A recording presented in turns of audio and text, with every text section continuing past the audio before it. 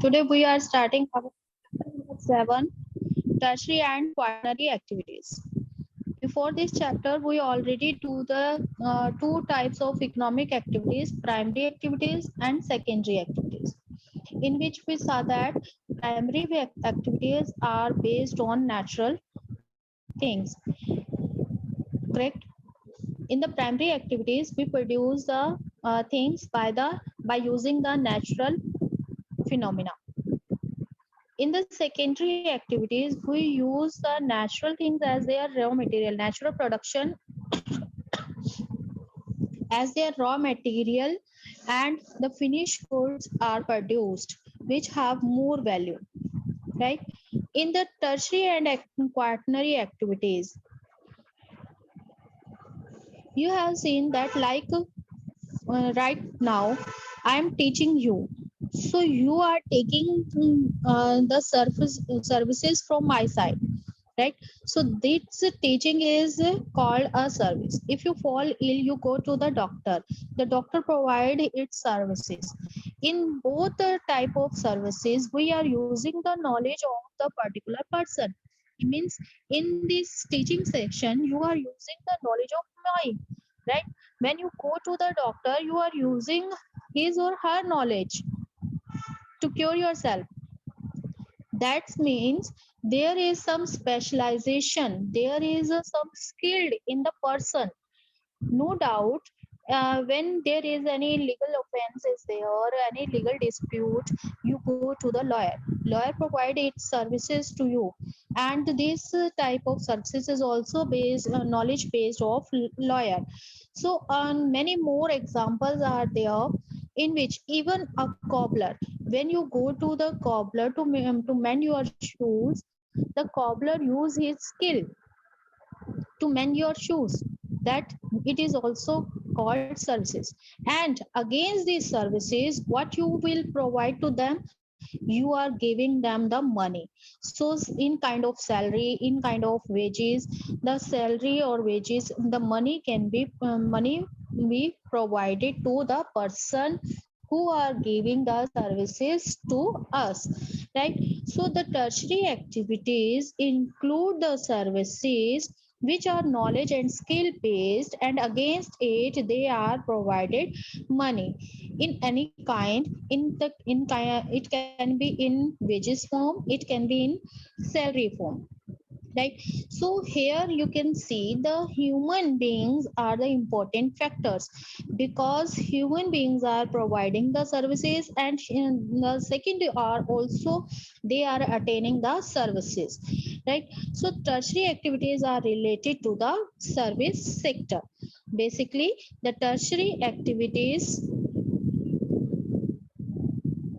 the tertiary activities are related to the service sector, in which every type of services are provided against the payment, right? So health, education, law, governance, recreations, all these requires professional skills, right? Some knowledge, some practical training, like I gave you the example of cobbler.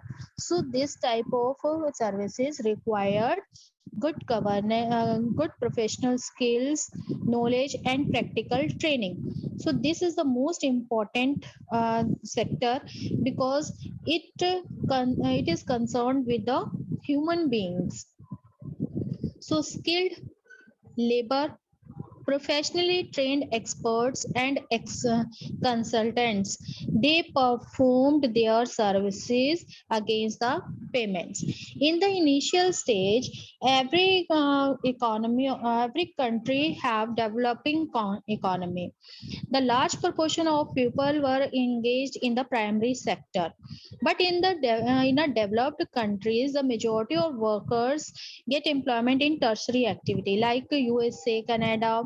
In those countries, most of the people are engaged in tertiary activities, right? So they transform their economy from the primary sector to the tertiary sector.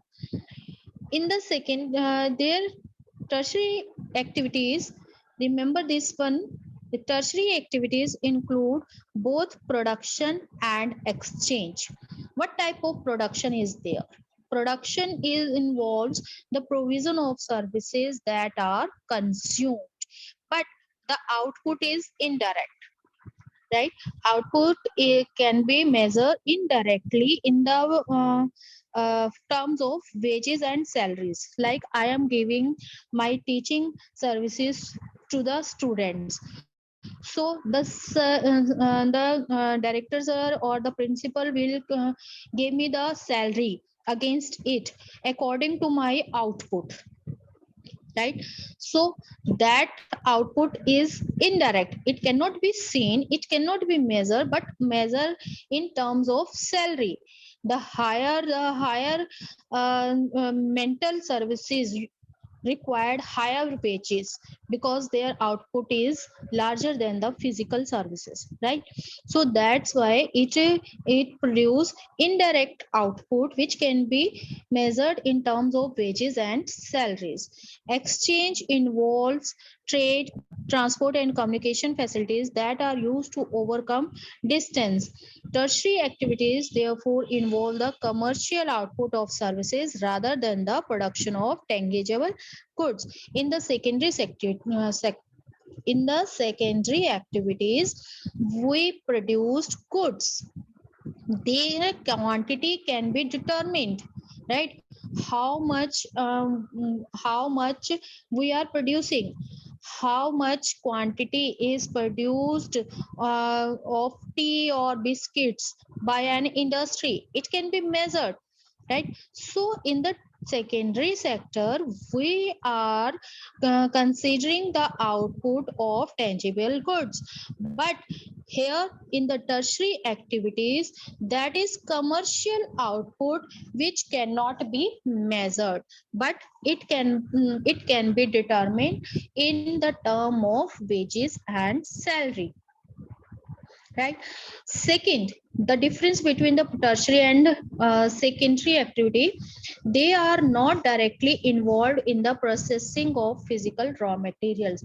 I am teaching you, I am not doing any processing of any raw material, right? Directly we are not involved, right? Common example you can see like a plumber, electrician, technician, teacher, doctor, lawyer, driver, cashier, publisher. All these use their skills or knowledge, but they are not using or they are not processing any kind of physical raw material, right? If your mind is raw at this time, suppose a nursery student, it's his or her mind is raw, and the teacher gives her knowledge to him or her, no doubt this will come in the form of output, like the student, the kid will try to understand how to read, how to write, right? So his mind will be grow up, but it is not a physical raw material.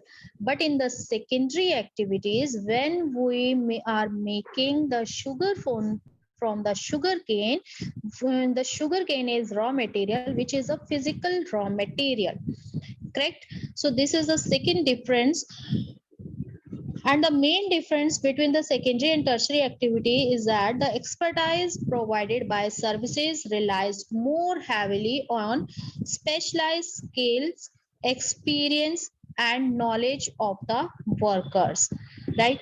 So, tertiary activities are based upon the knowledge, skills, experience of the workers, not on depend upon the techniques, machinery and factory processes. While the secondary activities, the output of goods is totally depend upon the high techniques, high machinery and different factory processes, clear?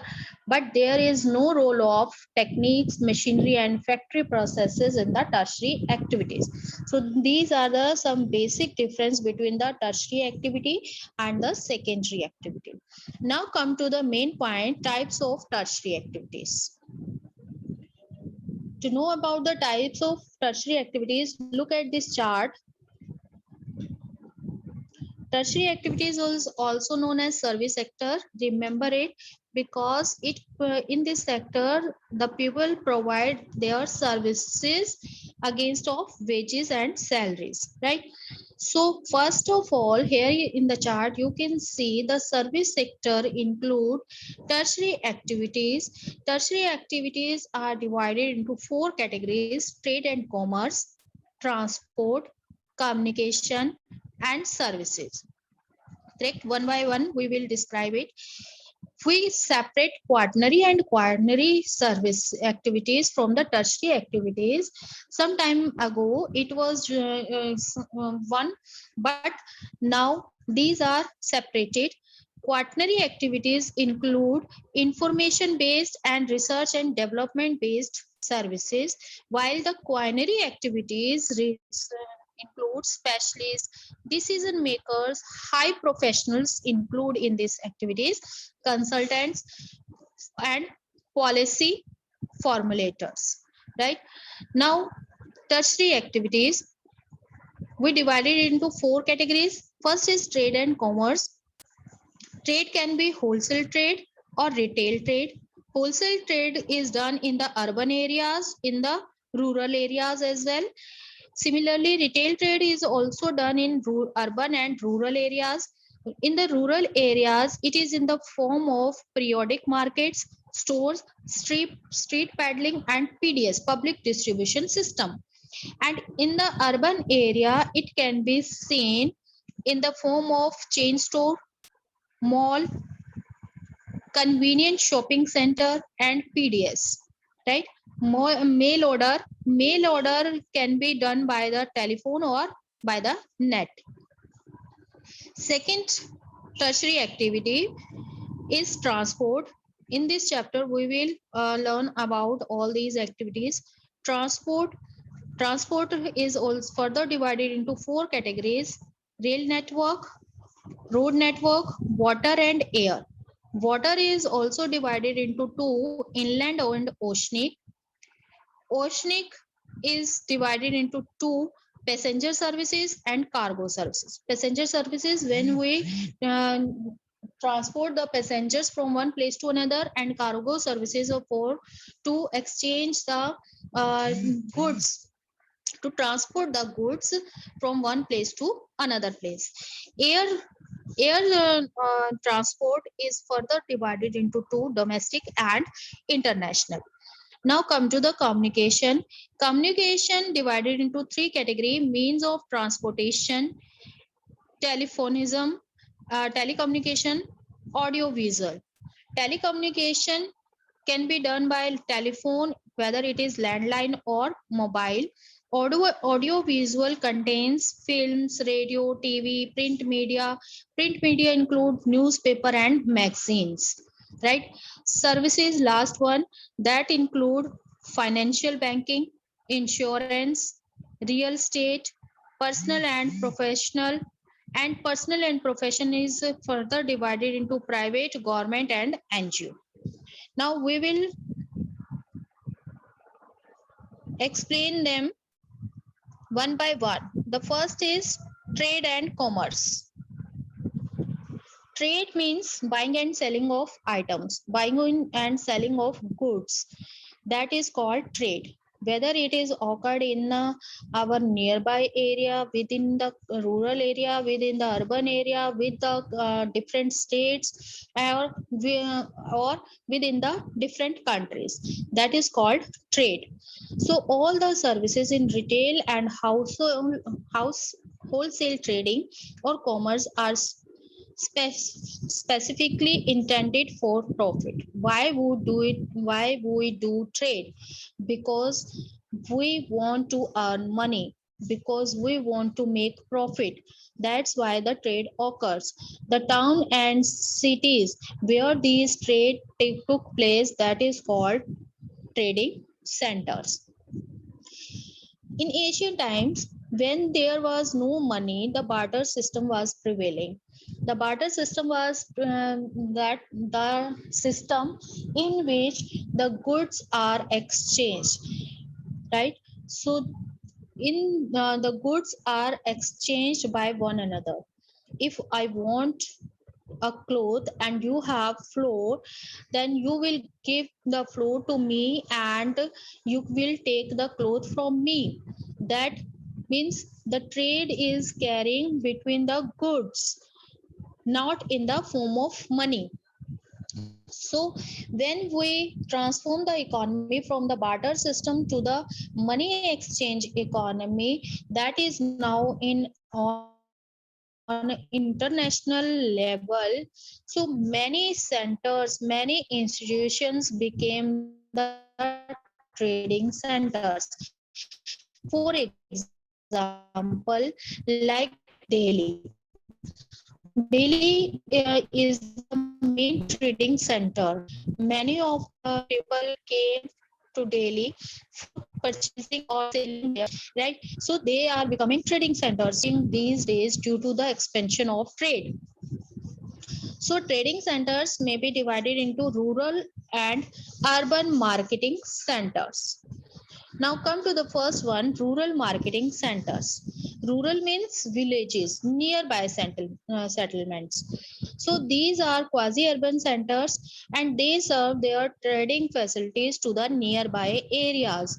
Here personal or professional services are not well developed. Only the traders collect the goods from the local areas and sell them in the nearby areas. So there are the some markets called mandis, which are wholesale markets, and they have also retailing areas.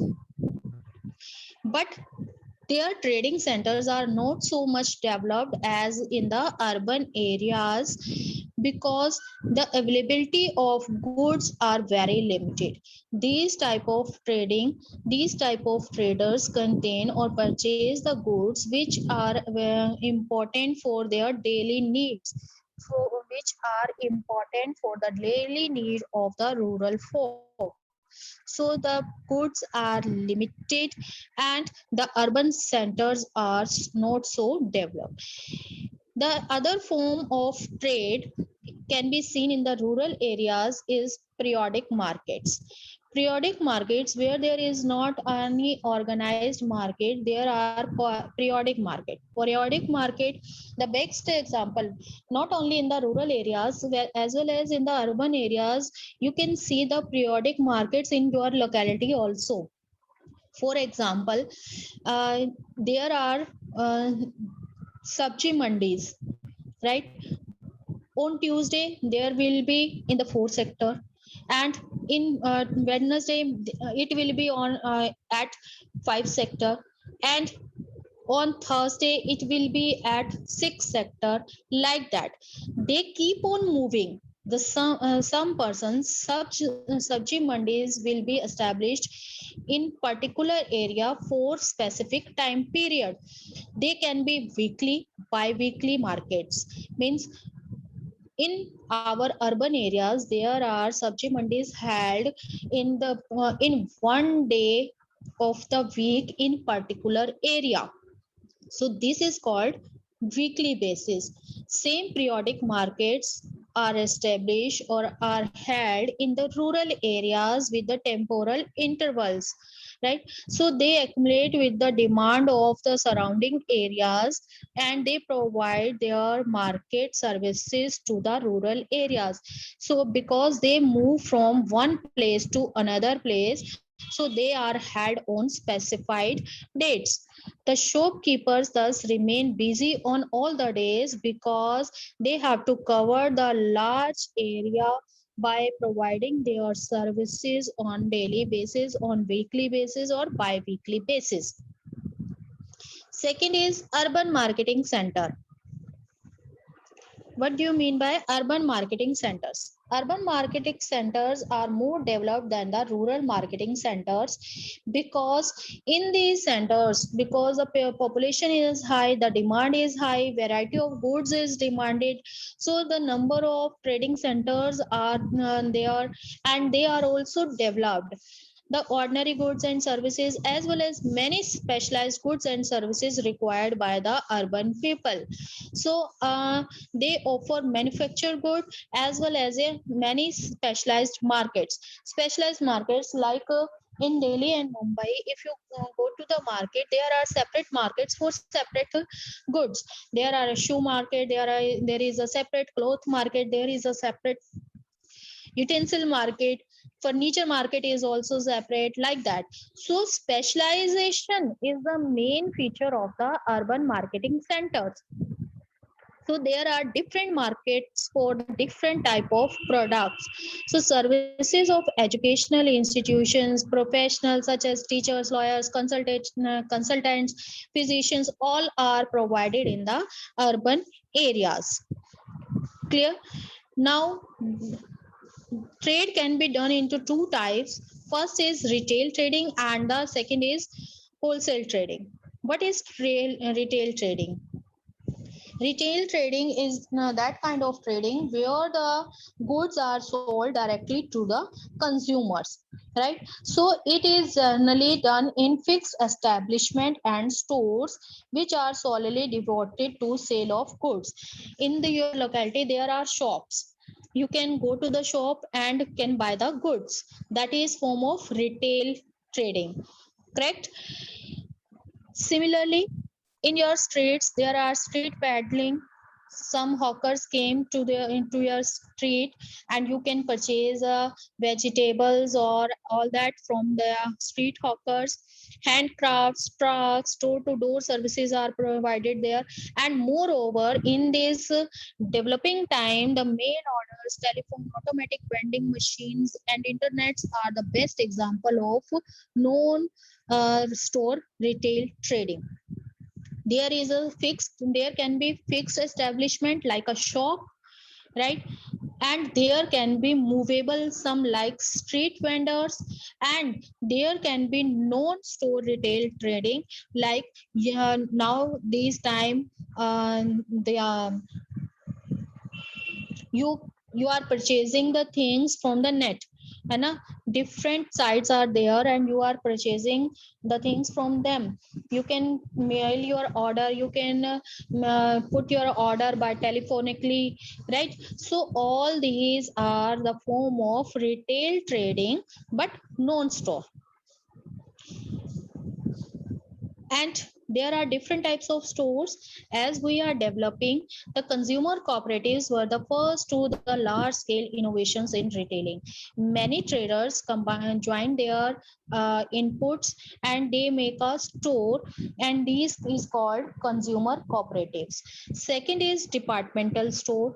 You go to the departmental store like Easy Day or Vishal in your locality, है ना? These are departmental stores and there are different departments are divided in that store, right? So these stores, these departments are monitored by the departmental head. It is the duty of the departmental head to purchase the commodities and overseeing the sale of the different sections of the store. The third one is chain stores. The best example of chain store is like Big Bazaar, KFC, Domino's. These type of stores can be seen in each and every city mostly, right? So what happened when one trading store is established, then the other branches of the store can be opened in different cities or different states.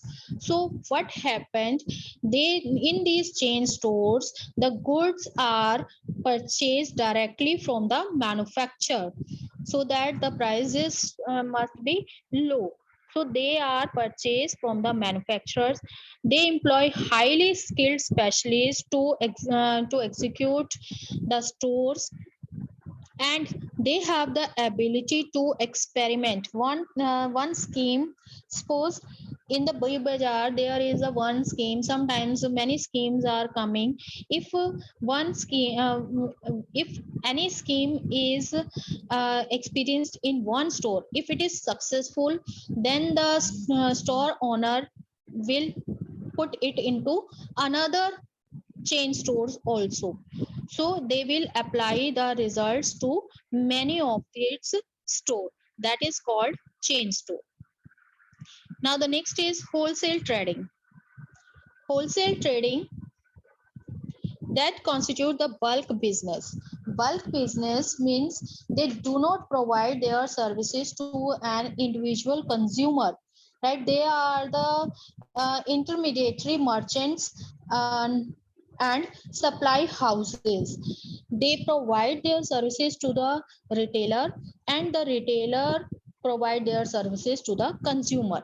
So wholesale will sell their products to the retailer, and retailer will sell their products to the consumer, right? So some large stores, including chain stores, they purchase their, like departmental store, chain store, they purchase their goods from the wholesalers, so that the prices must be low, because they are selling the goods in bulk, so the prices is low than the retail stores, right? Sometimes these wholesalers give credit to the retail stores, like uh, there is a CD cash delivery, or there can be some credit, like 15 days, after 15 days they can give the money, or they can clear the bill, like that. So retailer operates very largely on the wholesalers capital, right? If till now, if you have any doubt regarding the trade and commerce, you can ask. The next transport, we will discuss it in our next lecture. Till now, if you have any doubt, you can ask now.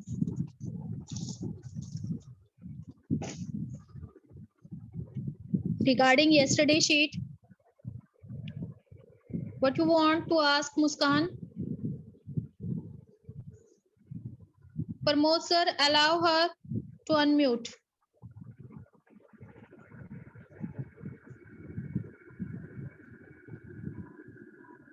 Hello, Pramod sir.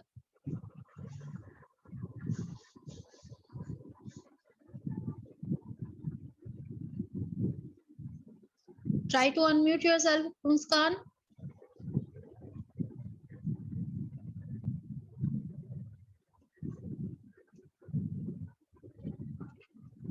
Pramod sir, are you there?